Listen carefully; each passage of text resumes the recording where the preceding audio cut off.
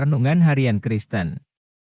Shalom, selamat pagi, dan salam damai sejahtera untuk kita semua.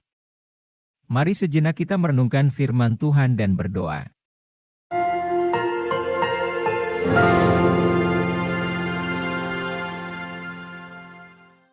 Kemurnian. Mari kita baca 1 Timotius pasal 5 ayat 1 sampai ayat 2. Janganlah engkau keras terhadap orang yang tua, melainkan tegurlah dia sebagai bapa. Tegurlah orang-orang muda sebagai saudaramu. Perempuan-perempuan tua sebagai ibu dan perempuan-perempuan muda sebagai adikmu dengan penuh kemurnian. Pada bagian ini Paulus membahas tentang sikap dan kewajiban Timotius sebagai pemimpin jemaat.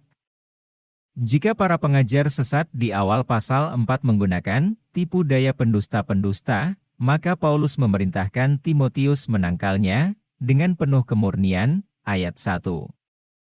Paulus meminta Timotius agar tidak keras terhadap orang yang tua, tetapi menegur dia sebagai bapa, ayat 1.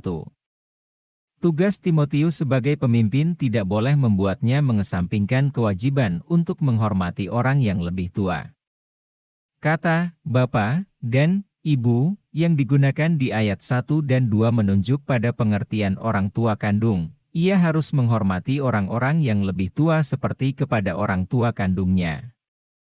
Bagi kebanyakan orang, rasanya sulit untuk melaksanakan kedua prinsip ini sekaligus. Namun, itu mutlak harus ditaati oleh seorang pelayan Kristen. Dalam nada yang sama, Paulus mengingatkan Timotius dalam menegur orang-orang yang lebih muda, agar tetap menganggap mereka sebagai saudaramu dan adikmu.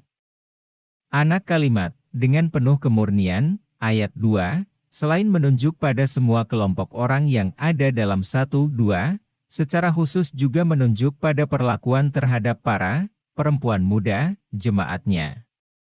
Hubungan yang terjadi antara pria dan wanita di dalam lingkungan jemaat dan pelayanan harus dilandasi oleh kemurnian hati dan hidup di dalam Tuhan.